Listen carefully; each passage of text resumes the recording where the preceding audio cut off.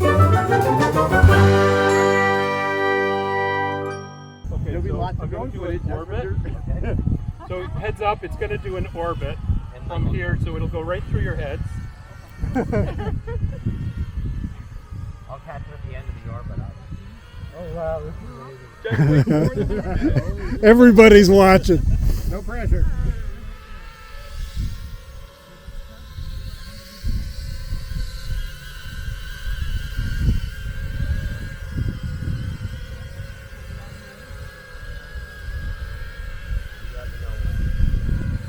Okay, red light's on now, it's moving. Okay, capture.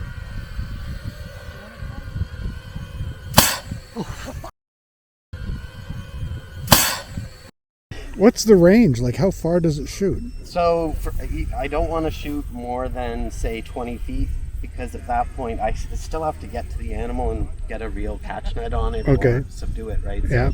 Yeah, because that's like a light deer net. Exactly, it's exactly what it is. Drone net capture. That's a home built? Yeah, so it's basically a potato gun with 100% air pressure. So and 4 just potatoes. quickly go over what it is so you can know.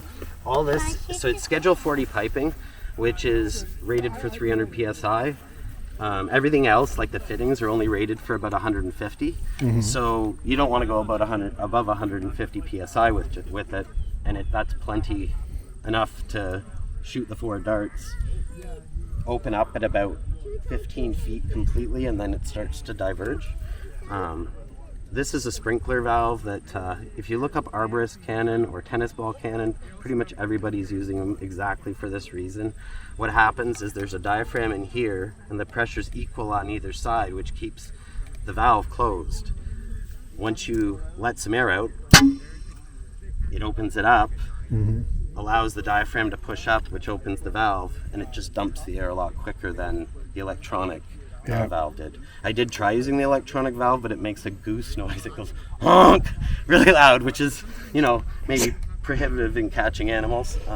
So for 6 years I've been doing wildlife rescue with them, and recently we had a rabbit that had a crossbow bolt through its upper haunch, and it could run like any good rabbit could run. Like for 2 weeks we tried to catch it, and not only did I buy a drone because of that, but I decided also to start playing around with net guns. And truthfully, most of the rescues I've been on over 6 years, I could have used this, like 80% or more.